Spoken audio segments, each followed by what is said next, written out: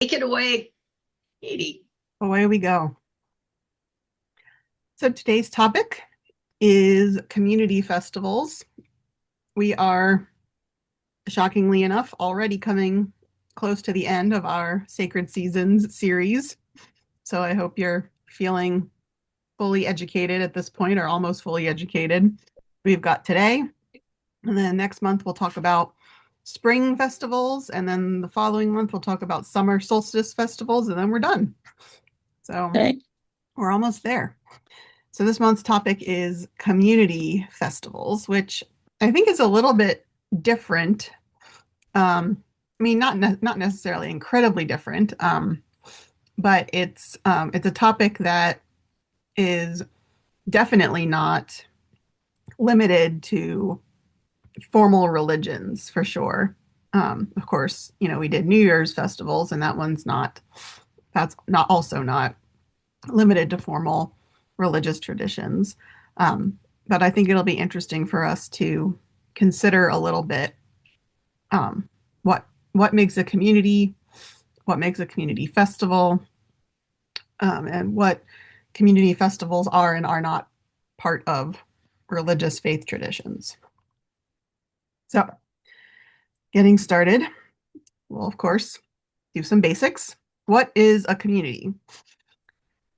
So, some thoughts that I had are that a community is a grouping of people who are connected based on something that they share. So sometimes that thing that they share is their genes, and that would make a family community, a clan community, an ethnicity community. I put the word nation, but I put it in quotation marks because recalling that the formal definition of nation is not something like the United States, a country, but it is a a people, a group of people who share common ancestry, or at least the understanding of common ancestry. Um, so the nation of Israel in the biblical period, things like that. But communities don't necessarily need to be people who are genetically related. It can be groups of people who share some interests, and that would be something like, for example, clubs that you can join of hobbies, the different anon groups, Alcoholics Anonymous, Narcotics Anonymous, Codependence Anonymous, those types of things. Um, Even online, we can you could probably do a whole session of conversation just on community and whether you have to be in person to have a community and what online community looks like and things like that. But online forums, um, they've changed how they appear over time, but certainly ever since the beginning of the internet age, the idea of finding people who have similar interests to you online and sharing information about those things and asking questions and connecting with one another is um, is something that the internet has been used for. Another category of where community comes from, in my estimation, is based on where you are, your geography. So your neighborhood could be a community, your town could be a community, your city could be a community, your state, your country. I don't know how far out you want to get with that, but so sharing geography. And then also sharing maybe none of those other things, but sharing values or sharing customs, sharing behaviors. And that would apply to groups like religious groups, people who share, similar values and similar behaviors, similar ways of doing things, similar beliefs would join the same religion or denomination. I put school choice on there. I thought that was an interesting possible source of community. People who um, choose to send their kids to a parochial school or a charter school. Um, People who choose to homeschool their children and participate in like a co-op kind of situation, form communities because of their belief in what education is and who should be doing it and how it should be done, um, things like that. Are there any things that you can think of that I missed in trying to define a community, examples of community?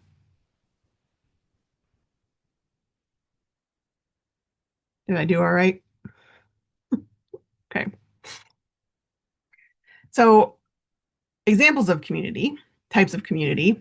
And of course, these don't necessarily have to be communities, right? That when I say that a community can be based on your geography, your neighborhood can be a community, or your family can be a community, it doesn't necessarily mean that it is. Um, my neighborhood, I don't think is a community. I drive up and down my street, and when I pass somebody, I wave to them in my car. I know my next door neighbors, but I don't know really anybody else much, on my street. Um, the kids that live down further than me from that get off the bus and walk down past my house. Um, Glower at me as I drive by because I'm bothering them from, being able to walk in the middle of the street, but they don't know who I am. I don't know who they are really. So I wouldn't consider my neighborhood to be a community. I think it's, there's something intentional about that. And of course, families, some families are close and they spend time together, whether they live together or not. Others are alienated from each other for one reason or another. They choose not to be in community with one another. So I think there is something that is required for a shared something to then form a community, and I think that is some level of intention in the community. So I think community is about shared identity, that I consider myself part of your community and you consider yourself part of my community, that we kind of agree together that we are a community. And I think that the reason why you need that intentionality is because community is not something that you can just fall backwards into necessarily. Um, there certainly are places in the world and even times in the history of our our country where I think there it was easier to have unintentional community because you had no choice but to rely on your neighbors for your basic needs, um, and so you had to interact with those people, whether whether you wanted to or not. If you were a if nowadays, if you're a serious introvert and you never want to talk to anybody, you can order your groceries in and have somebody drop them off at your front door and leave them on your doorstep, and you don't even have to talk to that person, let alone go out of your house and go to the store. Whereas 100 years ago or more, you had to stop at the butcher and the baker and the vegetable stand and gather up all of these different things from these different sources, um, to make your life work. And so I think it's easier nowadays to avoid community when you don't want it. Um, and I think there's good and bad to that. So I want to talk a little bit too about that, with even on this slide. So shared identity, and nowadays I think it requires an intentionally shared identity, in a lot of situations. But what does shared identity accomplish? Well, I think that you when you spend time with people who have something in common with you, who share some level of your identity, you know what to expect from those people. You can make some assumptions about how they are going to behave, even if you don't know them personally, based on how you behave. And so there is something of safety in that ability to assume and an ability um, to anticipate what you're going to get when you encounter a person. And then there's a certain degree of security in that you kind of know what to expect. You share something in common with this other person, and so you don't necessarily have to be as afraid of behaviors or attitudes coming out of left field. We were just in the car today talking about how in China the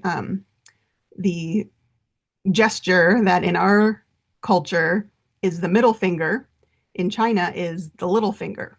And so if you hold up your little finger, you are making that obscene gesture to somebody. And if we hadn't been talking about that today, I never would have known that. So if I had gone to China, I could have, just been like, this is to us, this is, oh, I'm drinking tea, I'm fancy or something, but that's very offensive to somebody in China. And so these even just little things like gestures can be a place where you lose that sense of safety, for social safety, where you are going to offend people and unintentionally, because you don't know what what they are expecting of you, and then they're not, they would of course be offended and shocked by something like that, and that would kind of cause them some discomfort, and so they're not safe around you any more than you are around them. Shared identity also helps us to affirm who we are. If we more or less agree on how we should organize ourselves, who we should be, how we should behave, then we're kind of affirming each other. That if I am the kind of person who doesn't go around flipping people off, then if I spend time with other people who are that way, then I'm kind of seeing a mirror of myself in others, and that helps me to feel like I'm doing the right thing. But then there are, I think, some other potentially more ambiguous levels to this idea of shared identity and the value of community, because it can easily, I think, be manipulated when we have a group of people with similar assumptions, similar desires, shared identities. Um, I think it's easier to maintain control. It's easier to consolidate power in those circumstances because you can operate based on those assumptions. And then you can also, if you are looking to do so, you can manipulate those assumptions for your own benefit. And in fact, there, I think there, because we have this sense of needing that shared identity with others. We need community so that we can feel that security and safety and affirmation of self. Because we are social creatures, we are even put into a position where we are willing to perhaps give up some things that we otherwise would want because our identity is wrapped up in this shared understanding of who we are. That if I am bought in enough to a particular community, I'm willing to adjust my own behaviors so that I continue to fit in to that community. And for some, on some level, for some examples of that, there's not really a major issue to at play. For example, if we as a group here, if we decided that, oh, we want our Zoom Bible study to start meeting on Wednesday morning at 8 a.m. And one of the people who wanted to come said, oh, well, I work, I can't be there on Wednesday morning at 8 a.m. And we would say, oh, well, too bad, because that's when we're going to be meeting. Then that person has to decide, am I the kind of person who goes to Bible study, or am I the kind of person who goes to work on time? And they have to make that call. And of course, then we are making the claim that our shared identity is that we value that particular time more than we value including everyone who wants to be included. And so there's something to be said on both sides of that decision making. But of course, this can go much further and much deeper into more meaningful situations where people have to make decisions about the kind of people that they are going to be, and groups of people have to make decisions about the kind of people that they are going to be, in the face of attempts to control, to manage them. And again, I think that there's always going to be pros and cons to this. When I was thinking about this shared identity thing, there is something to be said for example, when you walk into a McDonald's, the McDonald's community is incredibly consistent.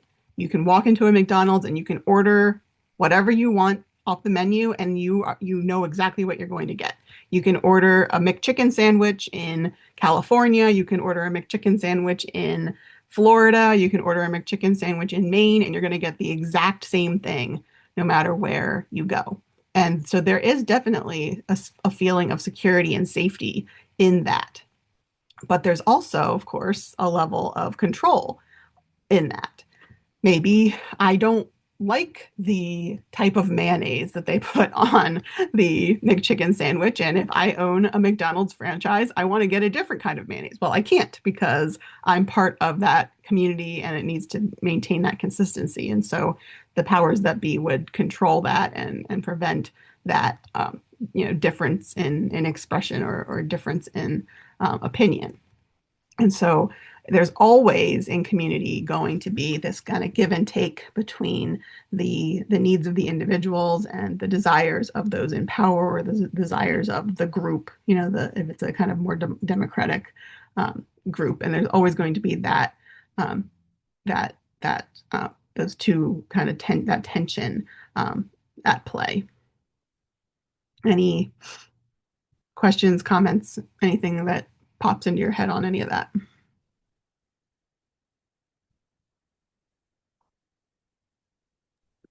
I think one of the explanations for people always going to, say, a McDonald's is that knowing what they're going to get. But it's always seemed like such a waste to me to travel somewhere and not try the local food instead of, Mhm. everything being the same. But it happens. And, we were traveling in Michigan and there was a chain restaurant, and then across the street was a local one, a man and a woman who owned it. And we chose the local one, but they said they were having a really difficult time because everybody wants to go where they know the name, Hmm. Hmm. and get what they know they're going to get. I thought Yeah. that was really sad. So there's a sense of value, the community values that that ability to anticipate what they're going to get, that ability to control what they're going to get Yeah, right. over the experience of something different or over the encounter with someone that might have something new to teach them or to share with them. Yeah, I think it's that security thing you're talking about, Yeah. the security of numbers and but I feel sorry for people like Yeah. that, that need that kind of control. Yeah. Well, that kind of brings us, I think, to our next slide. Next thought is about defining community. How do we decide what our community is, what the parameters of our community are? Because I think what you're talking about is insiders and outsiders. That when you have a chain restaurant, then there's a possibility that everyone can be inside. Um, Depending on how widespread that particular restaurant is. Um, I remember when we first moved here and people were going on and on and on about In-N-Out Burger. Well, I'm an outsider when it comes to In-N-Out Burger as a new person coming to California for the first time.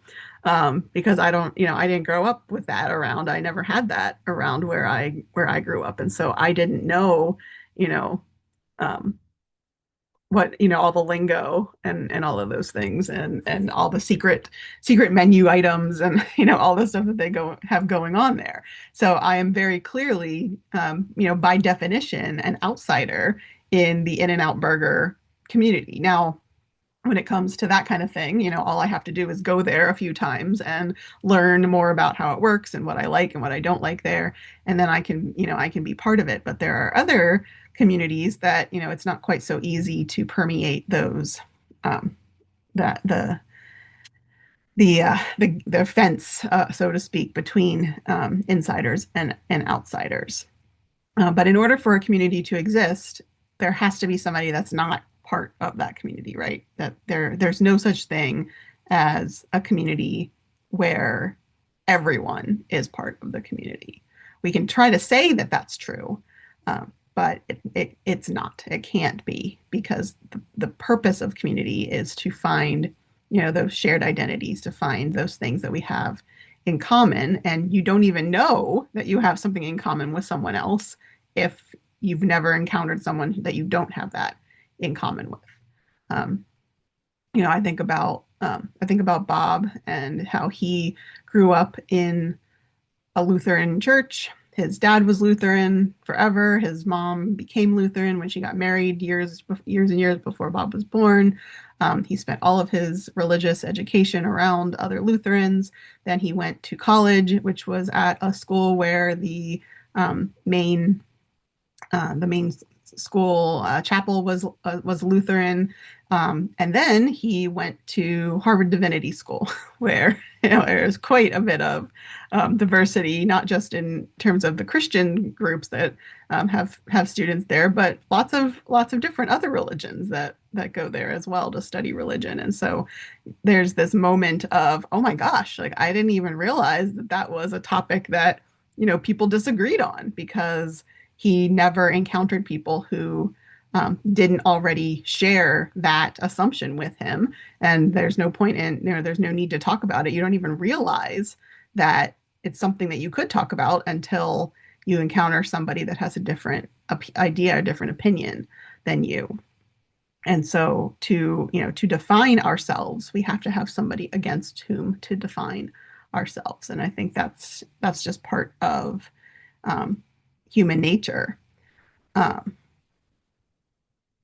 of course, we can talk about how that is part of, the sinfulness of the way that the world works now and the brokenness of the world, because God certainly doesn't want insiders and outsiders, and we want to do our best to, include people who want to be included in things like our religious groups. But at the end of the day, you can't serve everyone, and so you have to figure out who you are going to work with, and that means that there are going to be people that you're not going to work with. So how do we navigate through all of that?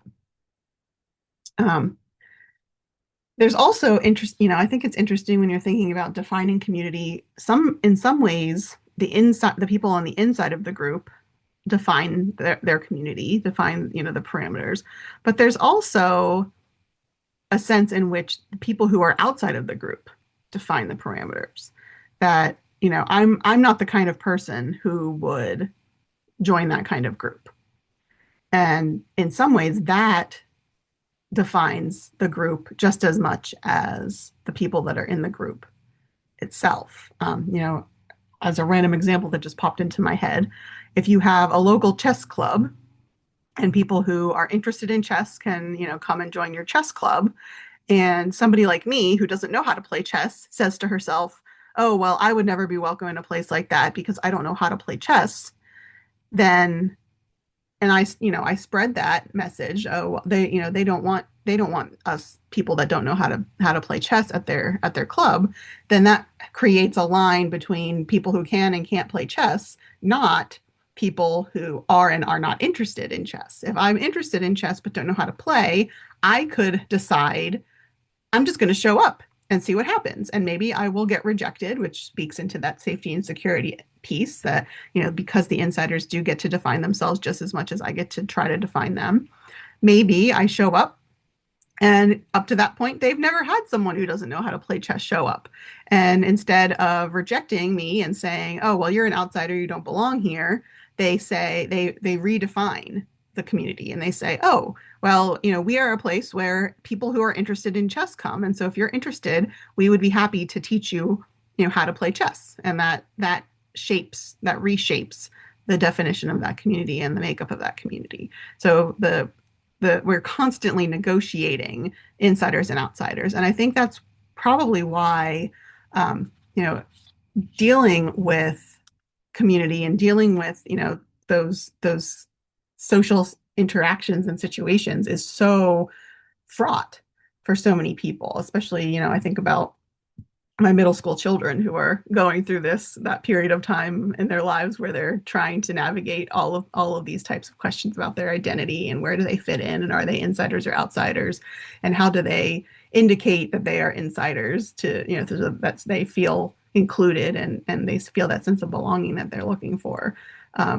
That we when we are looking for that belonging and that security, we are willing to compromise on a lot of other things about ourselves and a lot about our identity, that I think otherwise we wouldn't, necessarily, like, on a in an abstract way, we would say, of course, I would never, behave that way. But then when you get into the situation and suddenly you're asked to behave in a certain way that you claim that you would never do, but that belonging, that safety and security are on the line, you find yourself changing your identity in some way and negotiating that and allowing the the parameters to shift a little bit or a lot. Um, for another thing that kind of popped into my head when we were thinking about defining community is the foundational myths is what I'm calling it. Where do we come from? Um, Telling us how our community was formed or reinforcing some aspect of our shared identity, our shared values, our shared, whatever it is. And so again, myths are not necessarily untrue stories. They could be perfectly true, historically factual. But the reason we tell these stories to one another is to reinforce either that foundational element, where do we come from and why is that important? Well, how does that make us who we are? Or some other aspect of our shared identity, a story, a situation that has occurred in the past that helps to reinforce our connection to one another. And these kinds of foundational myths are all over the place. Think about the favorite old stories that you tell every time your family gets together for a big holiday celebration, and you're teasing whoever in the family was the butt of the joke on in that particular story. Those are foundational myths for the community of your family, all the way up through, of course, to the stories in our Bible and how they tell us who we are and which stories do we choose to emphasize in a particular generation or in a particular context with a particular congregation, and which stories do we downplay because they don't seem to speak as strongly to the values, to the shared identity that we are trying to push forward into our members or faith partners or whatever it is that you call them. And then we've kind of already talked about this a little bit, but the community is defined by how we accept or don't accept others. So there's this constant signaling of what is required of members for continued acceptance, insiders, or what is forbidden for continued insider identity. That if you behave in a certain way, you might get kicked out of the community, right? Or if you don't do a particular thing, then you might be kicked out of the community. On the other hand, if you start doing something, if you start, wearing the right kind of clothes, then maybe you can become part of the cool kids group at the school. Things like that. Any other thoughts on how we define community?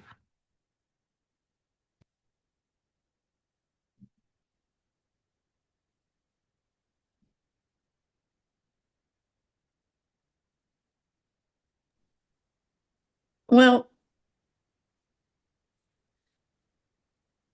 I've always thought, well, when I was working in education, education is so political. The the status and the hierarchy and everything. And it just seems like it doesn't matter what group you're in, it ends up being that, you know, it's the what you're saying. There's people who define who's inside and who's outside. Mm-hmm. And I'm seeing that going on right now in that you're either with us or you're against us, kind of attitude. Hmm. And so what you once thought of as being um, values of a nation or as of a country has been really divided. And and I don't like that, but then, you look at it from a Christian standpoint, we're supposed to all be together. Hmm. So it's confusing. It is. It is. And it's certainly, one of those areas where we have to talk about the brokenness of the world because there is no right answer necessarily in terms of, we want to say things and in the abstract it's good. We want to say things like everyone is welcome. We want to say things like Yeah, everyone is included in this community. yeah. But what do you do when a member of the community, a person who wants to become a member of the community says that there are certain people who are already in the community who can't be in the community, Yeah, you know? And yeah. that's some of the real stuff that you have to deal with that do we when we are tolerant, does that mean that we have to tolerate intolerance? A good point. Um, and those are some of the areas I think that push the boundaries of these conversations that we have to decide and we have to decide what's most important is what's in those situations. What's most important, maintaining that purity of inclusivity. Yes, we include everyone, even people who think that other people who are in the group don't belong in the group. Or do we prioritize the safety and security of the people that are in the group that we know are going to be harmed by by broadening too much and allowing people in who are going to cause emotional or even physical harm to some of those people. And I think that's where we have to, as Christians, look at the example of Jesus and see that when it came down to it, he didn't include everybody, right? He included people who normally were not included, but the people who had a problem with that, he very deliberately excluded. Yeah, And that's the nature of it. That's how it works. yeah. At least in this side of eternity, right? Right. All right, so just one more point that I wanted to make before we jump into some examples of community festivals that I picked out for this time.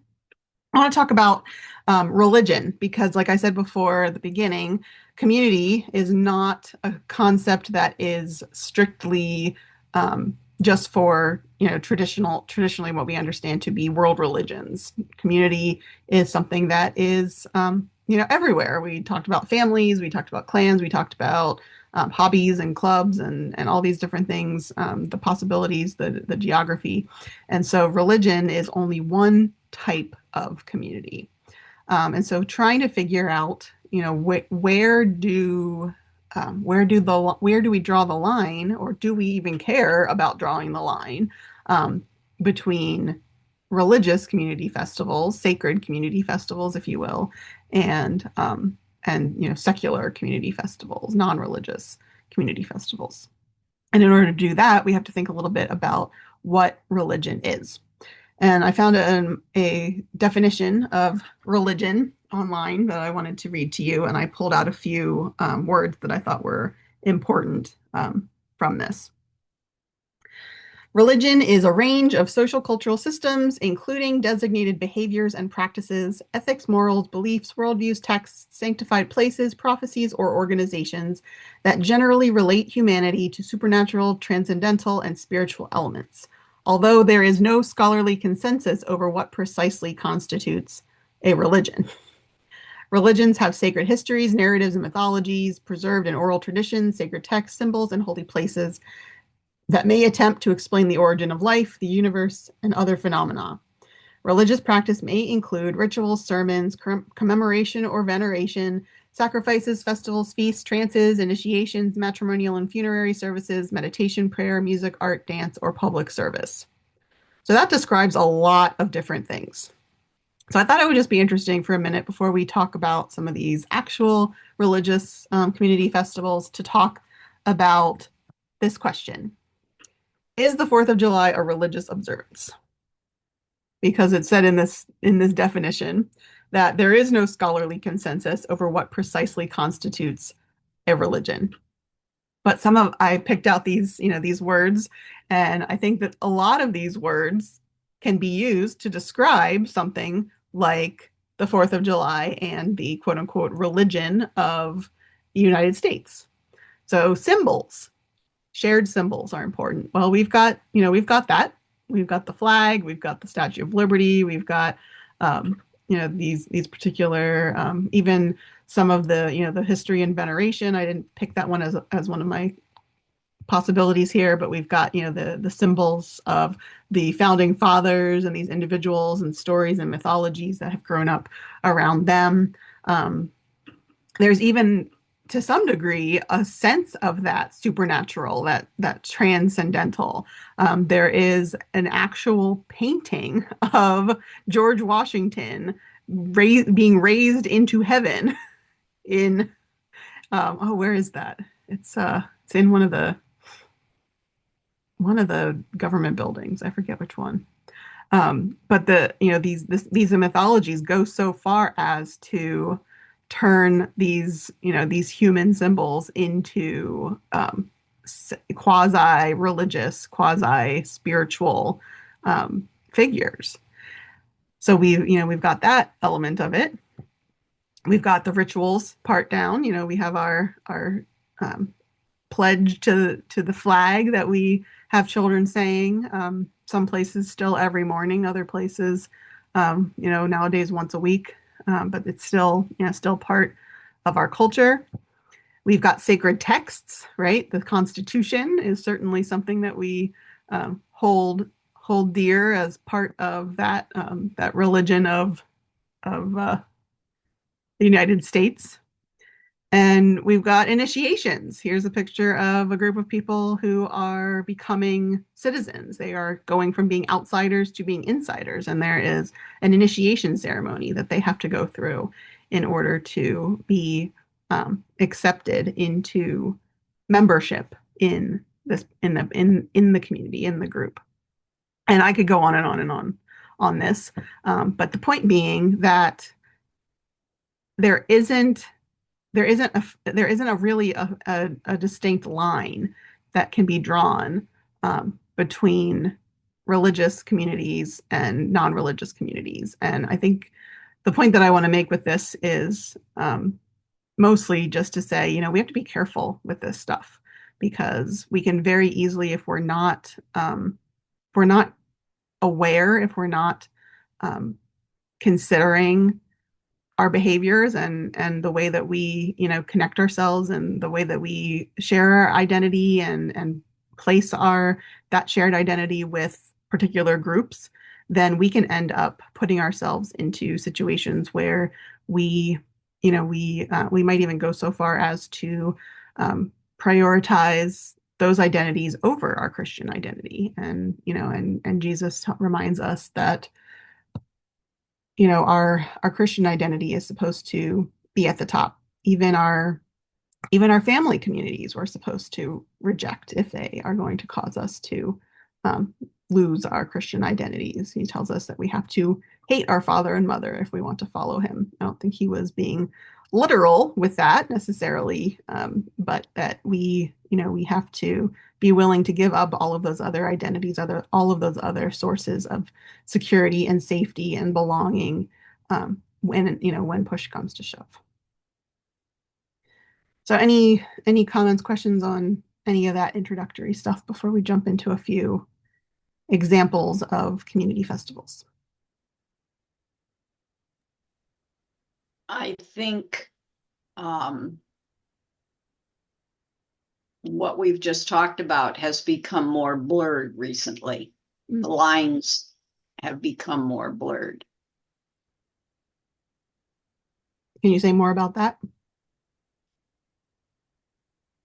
I could, but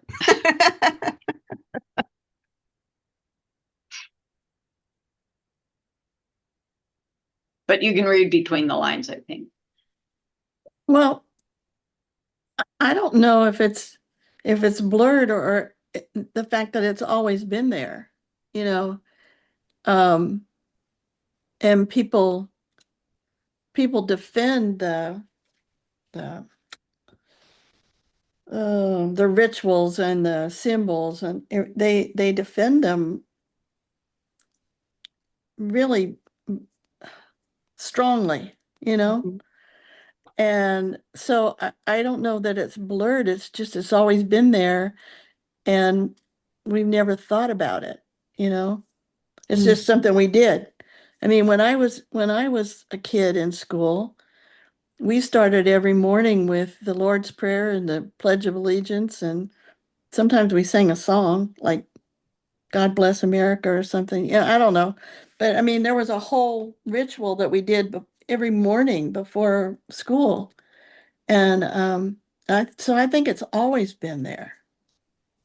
Yeah, it reminds me of when we were talking last summer about the Nicene Creed, and we did the adult forum session on the history of the creed, and talked about how um, how Constantine wasn't really a Christian, but he saw the value of using Christian identity, Christian values, Christian, that shared identity that Christians had, because he saw that his empire was so vast that there was nothing else that they shared. They didn't have a shared ethnicity. They didn't have a shared language. They didn't have shared values. They didn't have anything in common. If you think about, the people living in France and the people living in North Africa and the people living in the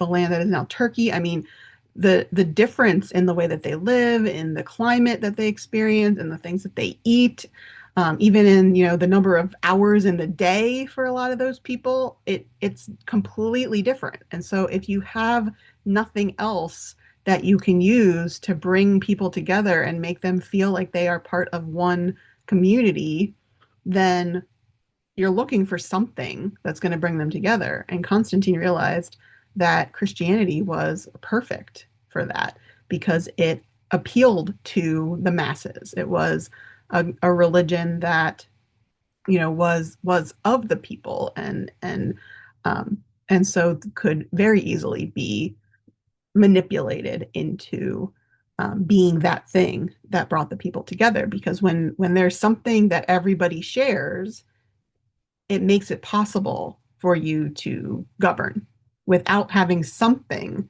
that everyone shares. Even if that something is fear of you, then you can't govern because somebody's going to get upset with you. Somebody's going to revolt. And fear, of course, isn't going to really keep things organized and peaceful, because there's always going to be somebody who decides that their freedom is more important than their fear of you. And so um, I think I think that there have always been, and there are always going to be those that manipulation of that need for belonging and that need for security and safety in community that is going to be taken advantage of by people who are looking to consolidate power for good, and for good and bad. I mean, I don't say these things just to criticize, because there is value in finding, if there is no if there is no connection for people, um, and that finding a way to connect them is going to bring some level of consistency and normalcy for people, and prevent violence, then those are some pretty good reasons to establish some kind of community understanding. But where is the line with that? When does it go from trying to be a leader and help to create better circumstances for people, and transition over from that into manipulation? I think there's a really fine line, or perhaps quite a bit of gray area um, to navigate with things like that. All right, we ready? Okay, so I could go on. I think something that I've definitely learned through this process this year is that no festival, and I knew this, but just one of the things that kind of has been re-emphasized to me is no festival is solely one thing, right? That there's always going to be a different way that you can interpret every single different festival. So we talked about New Year festivals that are celebrated at the beginning of what is understood to be the new year. But of course, there's community elements to those things. There, depending on the time of year that it takes place, a New Year festival might be also a spring festival, or it might be a fall festival, or it might be a winter solstice festival. So all of these things, none of the categories that I came up with, certainly I wouldn't say any of them um, are mutually exclusive, but this one I think in particular is pretty mushy. Um, this one's almost kind of the catch-all for the religious celebrations that I had on my list that didn't necessarily fit anywhere else in the schedule. But at the same time, I think there's something to learn because each of these does speak to some of these things that we've been talking about. So, getting started. I want to Well, I talk think about. that's, Oh, go I ahead. think that's, I'm sorry. I think that's true of community also, because community isn't, we as individuals are not exclusively part of one community. Uh-huh. So it's not I mean, I think it's a natural statement to say that a lot of these festivals also overlap. Yeah, I think that's true because we all fit into a variety of different types of community, and even some that are potentially conflicting in some ways. That there's then no reason why our community festivals wouldn't behave the same way. That's a good point. All right, so let's dive into a few of these. So first, I want to talk about Purim. This is a festival in the Jewish calendar. This one is celebrated. Um, where did I write it down? I guess I didn't. I don't know when it's celebrated. I didn't put it in my notes. Oh well. It's celebrated at some point in the year. Oh no, here it is. Beginning of March, the 14th of Adar. There it is. I always try to find that. Um, so this is a celebration of or commemoration of actually the story of Esther in the book of Esther in the Old Testament. So you might remember that the Jewish people are in exile, and Esther is chosen to marry the king, Ahasuerus, and he doesn't know that she is Jewish. Um, he later appoints a man named Haman as one of his high officials, and there is a man named Mordecai who had previously been um, well liked by the king because he discovered a plot to kill the king and helped the king to discover those people and to put them to death before they could enact their plan to kill the king. And so he was a good friend of the king's. But then Haman, he decided that he wanted everybody that he saw as he walked through the town to bow down to him. And Mordecai, being a Jew, refused to do so because he believed that you only bow down to God. And so Haman decided that he was going to kill not just Mordecai, but his entire people, all the Jews, because he found out that Mordecai is Jewish. So he was going to have the entire Jewish population in the empire murdered. So he convinced the king to approve this plan and to give him funds to make it happen. And then he cast lots, and lots, the word lots in Hebrew is Purim. And so that's where the name of this festival comes from, the lots that were cast to choose the date on which he would perpetuate this atrocity. And that was the 14th of the month of Adar. That's why I couldn't find my date, because it was in the middle of my story or my notes about the story. So then Mordecai, of course, gets all upset about this when he finds out about this plot. He decides that he's going to go to Esther and tell her that she needs to go and, tell the king that she is Jewish and ask him to stop this tragedy from occurring. She, of course, refuses at first, because if she goes to the king without being summoned, she could be put to death. Eventually, she decides to be brave and go and try to get in the face of the king anyway. She does. Everything works out really well for her. And it turns out that the king gets mad in turn at Haman, and then Haman is the one who ends up having a pretty terrible day for himself. And so the celebration of Purim is a celebration of the day that, instead of the Jewish people being annihilated in the empire, they were saved by the acts of Esther, and instead were able to be prepared and counterattack, and defeat all of the armies of Haman and Haman himself on that same day that was supposed to be the day that they were going to be killed. So that's what the celebration of Purim is about. Lots of scholars are debating back and forth about whether this is a historical event or not. As I think the two of you at least know, maybe some of those of you who have been listening for a long time know, I don't really care if these things did or did not happen historically, because what matters to me is that this is a story that is told that helps the people who hear it to reinforce something about their identity.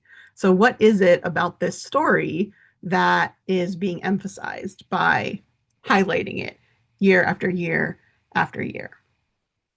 Purim is actually an interesting holiday in the Jewish tradition, because it is not it's not a holy day that is cited by the law. So most of the holy days in Judaism are celebrated and recognized because the law says, on this day you must do this, and so they do it. But Purim is not listed as one of those, and so it's a little bit more loose in terms of what cannot be done, what must be done, things like that.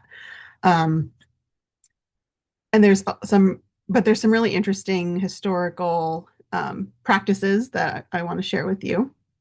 Generally speaking, you are going to hear the reading of the book of Esther, of course, because it's the story of why we celebrate Purim.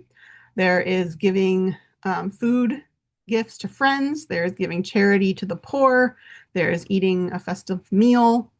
And then there are some really kind of funny and interesting traditions related to the story. So there is a tradition of blotting out the name of Haman. And depending on the community that you're in, and depending on the historical period that you're in, the way that Haman's name is blotted out is different. So there are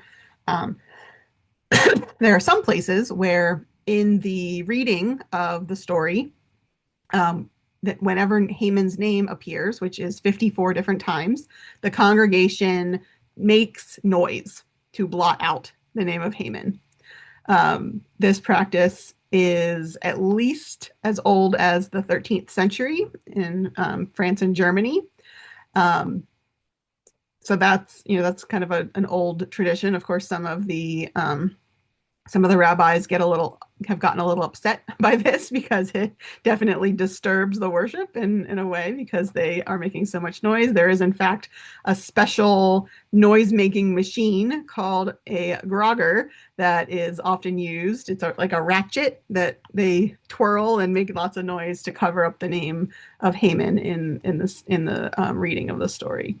But there are other things, other customs that have developed over the course of time. One of them is to write the name of Haman on two smooth stones and then keep knocking them together until the name is worn off. Another group of people write the name of Haman on the soles of their shoes. And whenever the name is mentioned in the story, they stamp their feet to kind of step on him, step on his name, step on his legacy. And of course, by the end of the day, if you've been walking around, it's going to get worn off by your walking around. And so there's a lot of this. There are some groups of Jewish practitioners who consider all of this to just be completely improper for a worship setting and don't do it at all. But generally speaking, some kind of ritual related to noise making during the reading to blot out the name of Haman is pretty common across the world. Did you have a question? No. There's also an interesting disagreement about the role of wine in Purim. So there is a longstanding custom of drinking wine at the festival, and there's nothing wrong with that. Most Jewish groups don't have are not prohibitive groups, so they do drink wine, but there is a disagreement about how to interpret the requirement or the amount of wine that you're supposed to drink. There were some late medieval writers, interpreters, theologians who believed that in order to fully blot out the name of Haman, you had to forget that Haman existed. And therefore, you had to drink until you are so drunk that you pass out. Because if you're sleeping, then you can't remember. And so there have been some Jewish communities in which there is incredibly excessive drinking. So I put a picture there of a couple of guys who, clearly have imbibed just a little bit too much, but that's apparently, to some people, part of what you're supposed to be doing. Now, some people, of course, disagree with this. They think that, intentionally drinking yourself into passing out is really bad for you. And of course, it can lead to you to doing some terrible things and not even remembering having done them. And so they suggest that you don't drink to that kind of excess, but perhaps you drink slightly more than usual as kind of a symbolic gesture toward the idea of blotting out the name of Haman. So,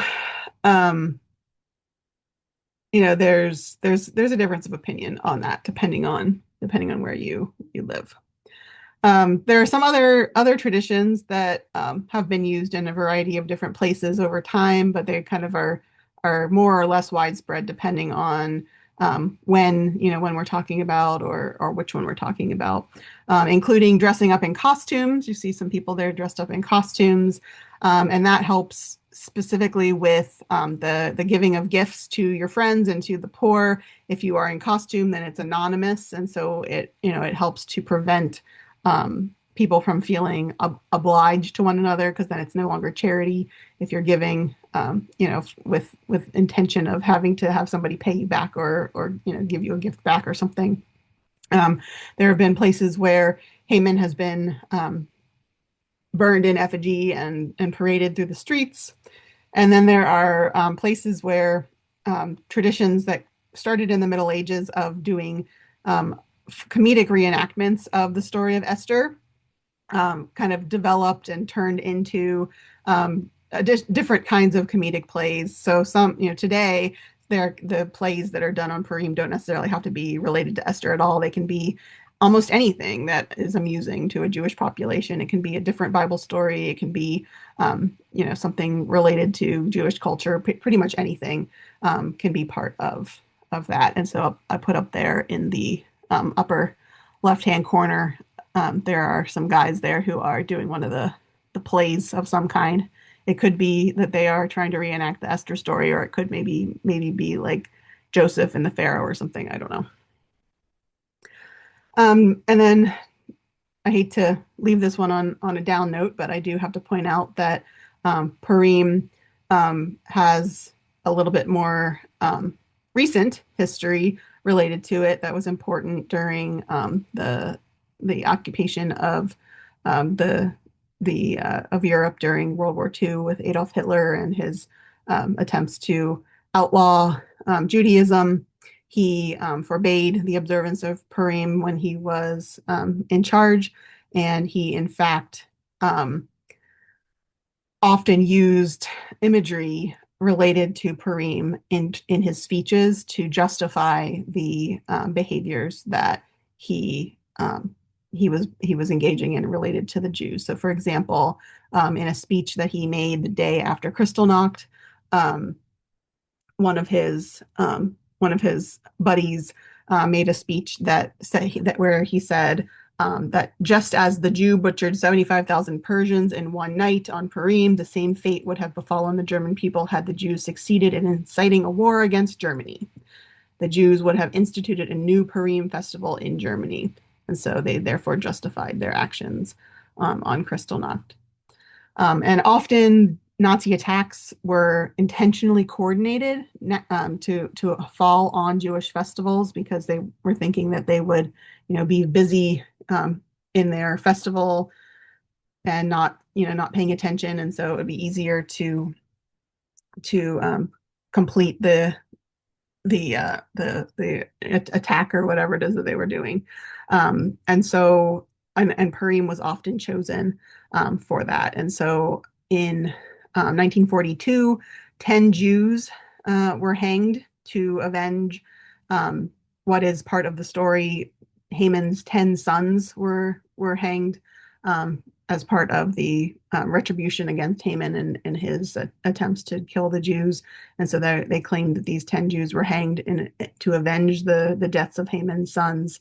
And then 10 Jews were shot in 1943 for the same reason.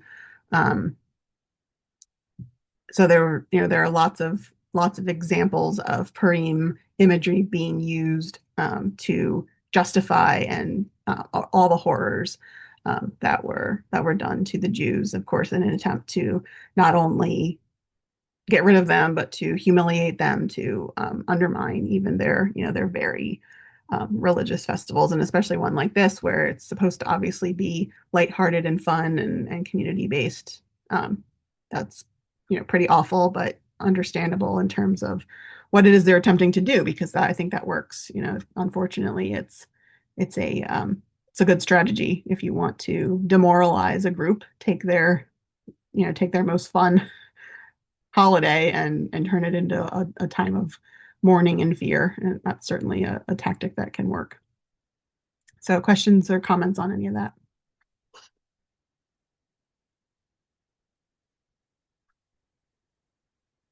Nope. Okay. All right, so moving on to another. This is called Hola Mohala, and this is a Sikh festival. We've talked before about the festival Holi, which is celebrated by several different religions in India and the sub Asian continent. And so this one is for the Sikh people and starts the day after Holi. So not everyone who celebrates Holi celebrates this, because this is a Sikh festival in particular, but it's supposed to take place right after Holi begins. This is a festival that was started around 1701. There is some evidence that maybe it started earlier than that, but certainly by 1701 it was officially in place. And the purpose of it is to showcase martial arts, bravery, community spirit among the Sikh people. And one of the places that I looked at suggested that it acts as kind of a Sikh Olympics to honor the warrior spirit. It has mock battles, horse riding, weapon demonstrations, things like that. And so there are a variety of different events, but they all have to do with martial arts, so related to warfare. Um, there are a variety of um, different uh, different um, reasons that I found that this, that the purposes for this, but they all seem to come down to military training and preparedness and celebration of the warrior tradition within the group of people, and therefore community unity around physical strength and serving the community by defending them and making sure that they are safe. The name Hola Mahalla comes from um, the word um, related to military charges and a procession of an army column, and so it means the charge of an army. And so it is actually the hola and the holy are actually completely different words, and they just happen to coincide in with the English transliteration and be very similar, but they actually come from two different languages. So don't get those two things confused, which is hard to do. Holy, totally separate thing, even though it happens right the day before this starts. So this is a 3-day celebration. These pictures actually kind of remind me in some ways of like Renaissance fairs. That they've got, the different demonstrations going on and people are eating and having a good time and playing games together and stuff like that. This mostly because of where the center of Sikh culture resides. This is mostly taking place in the Punjab in India, but anywhere else that there is enough of a Sikh population that you can see this happening. So yeah, that's pretty much what it's about. One of the sites that I looked at suggested that originally, at least in 1701, this tradition was not just to help to demonstrate martial prowess and prepare people, make them feel that good community connection, but also to prevent um, any uprising of the people, because when they had this event to kind of focus their energy onto, then there was less likelihood of uprising. So that might have something to do with it as well, but I couldn't really verify any of that historically. But it makes sense, again, to give people a space where they can feel connected and meaningful and showing off a little bit, and then that kind of gives them something to do besides get themselves into trouble by getting angry with the powers that be and starting some kind of uprising. Any questions on that one? All right, moving right along. So this one is a Baha'i celebration, Ayamiha. This is super interesting. So the Baha'i calendar is really different. It is sort of a lunar calendar, but also wants to match up with the solar calendar. And so every year there are days that actually aren't part of a month. So for us, because of the way that we follow a solar calendar, every 4 years we have a leap day to make up for the fact that there is a quarter of a day every year that we are not calculating. And so to keep things, lined up properly, we add that extra day. For the Baha'i, in order to take their lunar calendar and line it up so that the first day of their year is on the March equinox, they have to have several days, up to 5 is the max of these days, that make it so that when the last month ends and the beginning and the March equinox happens, they are, lining up their new calendar properly. And that's what this is. This is the days of Ha, the days of joy. Ha, it refers not just to joy, but also to um, the the glory of God, the transcendence of God, um, the essence of God. And so these are, this is a series, this is a time for holiness. But there is a very specific, similar to the Jews and the way that a lot of their festivals are dictated in their scriptures. In the Baha'i holy writings, there is this very specific description. It says, "Let the days in excess of the months," so the extra days, beyond the regular months, "be placed before the month of fasting." The first month in the calendar is a month of fasting. "We have ordained that these, amid all nights and days, shall be the manifestations of the letter Ha, and thus they have not been bounded by the limits of the year and its months. It behooveth the people of Baha throughout these days to provide good cheer for themselves, their kindred, and beyond them, the poor and needy, and with joy and exultation to hail and glorify their Lord, to sing his praises and magnify his name. And when they end, these days of giving that precede the season of restraint, let them enter upon the fast." And so because of this, people are encouraged to celebrate God, show love and fellowship and unity to other people, give and accept gifts, various acts of charity, things like that.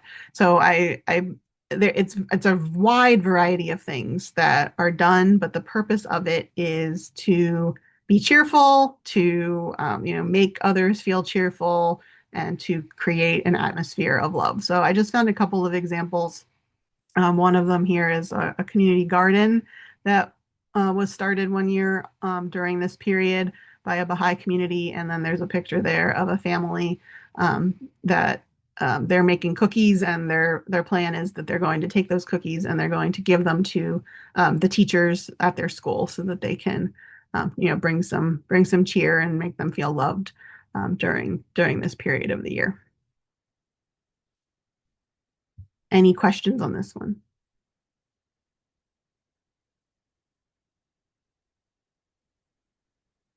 All right. All right, this one's another Jewish holiday because, like I said, the community festivals are a wide variety and kind of have some things that they mix in. I wanted to talk about this one a little bit because I think it puts an interesting a different interesting take on this community festival thing. So Tisha B'Av means the ninth day of the month of Av, and this is the saddest day on the Jewish calendar. It is a day of fasting and deprivation and prayer. You fast for the entire day. So the whole day from, in the Jewish understanding, a day begins at sundown. So you fast from sundown to sundown. And this holiday, I don't even want to call it a holiday, holy day, sacred day, is traditionally understood to have come from the story of the spies who were sent into the promised land by Moses in Numbers chapters 13 and 14. These are not the same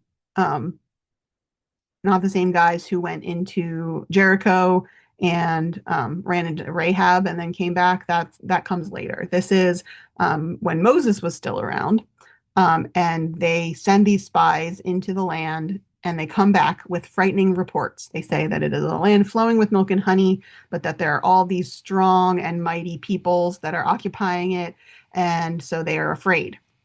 And so the Israelites are afraid. They cry out to God. They say, "How could you have brought us here? We want to go back to Egypt." Because at least there we didn't have the fear of being destroyed by these people. And so God got really angry with them. And the spies had been in the land doing their spy work for 40 days.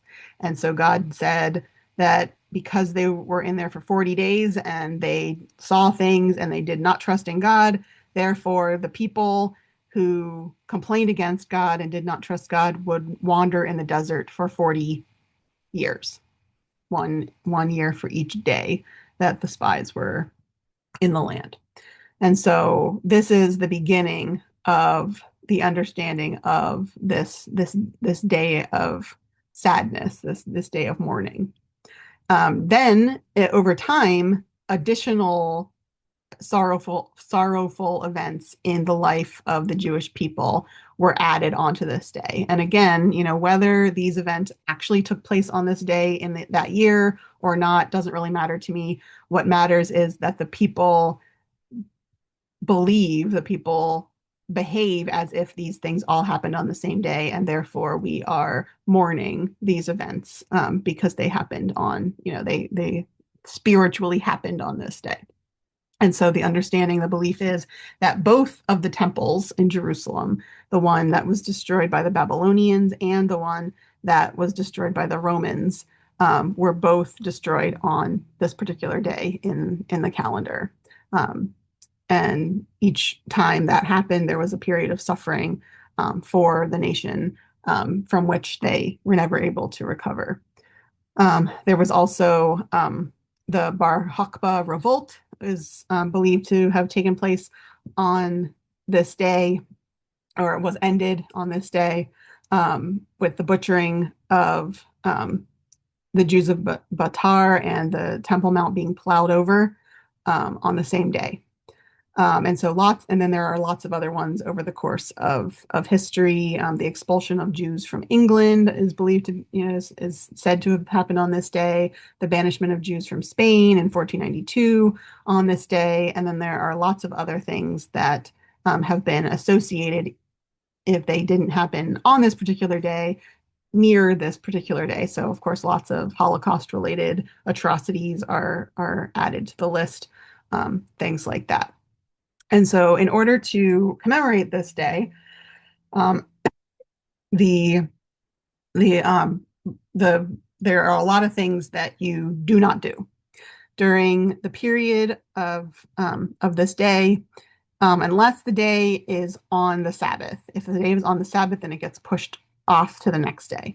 But if it's not on the Sabbath, or if it has been pushed off to the next day and you do it on that day, the things you do not do are eat or drink anything, wear leather shoes, bathe or wash yourself, apply ointments or creams, engage in any kind of intimacy, sit on a normal height chair, study the Torah, except for the sad parts that deal with the destruction of the temples and other things that happened on that day. So you do not study the Torah that day, except for those specific stories.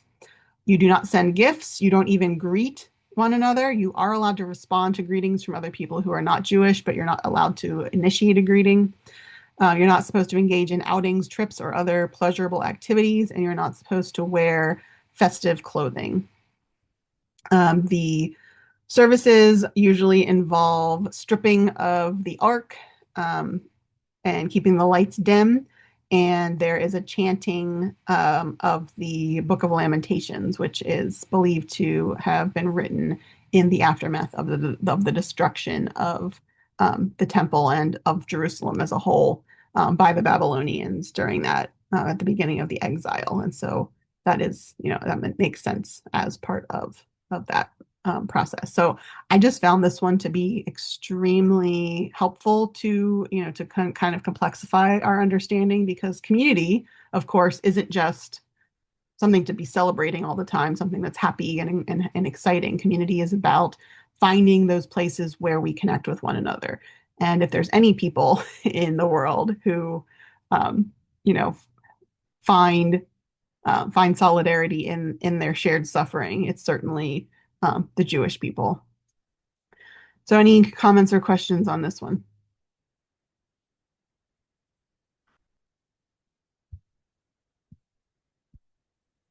Nope. All right, last one, a Christian one. So All Saints Day, a little more familiar with this one as members of a Lutheran church, but of course there are different understandings of this depending on what denomination or what type of Christianity you adhere to. So this is starting around the 4th century, perhaps. There were feasts commemorating all the different Christian martyrs, people who, maybe we weren't even aware of. We wanted to make sure that we were commemorating them, and often they would be celebrated near Easter or Pentecost as just kind of a catch-all day. Um, in Western Christianity, Roman Catholic Church and Protestant churches, the date has been moved to November 1st, and that may be because Pope Gregory III in the mid 700s dedicated a chapel in Rome on this day, and the chapel was in honor of All Saints. And so probably that's where the current date for Western Christianity came from. But in the Eastern Orthodox Church and other Eastern churches, it is actually still to this day celebrated on the first Sunday after Pentecost. So All Saints' Day is celebrated on a completely different day in the year by different strains of Christianity. And this is certainly a fine example of community, a community festival, because this is in some ways it's about the connection of those who are part of the community who are still here and those who are part of the community who have passed on. So in theological language, the church triumphant, those in heaven, and the church militant, those on earth. But then what is a saint, is something that is up for debate, and something that we could talk about for an entire session on its own, depending on if you're Catholic or Lutheran or Methodist or any of the other denominations and their understandings of what makes a saint. But generally speaking, you get a lot of special worship services. You get visiting graves of loved ones, and lighting candles.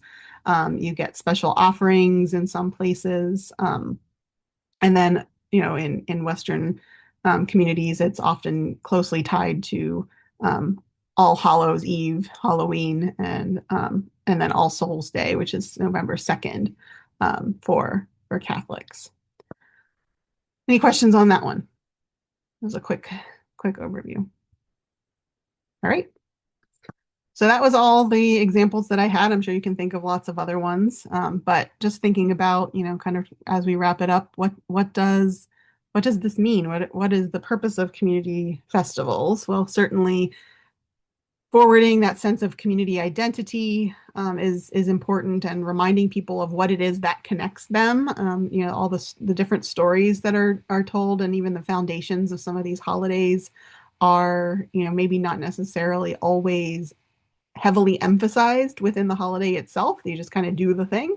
But those stories are certainly part of the underlying purpose of the festival, and therefore are the stories that tell us who we are as a people and what connects us. And so that is really important for the maintenance of a community, and to make sure that we are analyzing that and making sure that we aren't just sitting on that and allowing it to dictate to us who we are. Maybe we don't want to be those people anymore, right?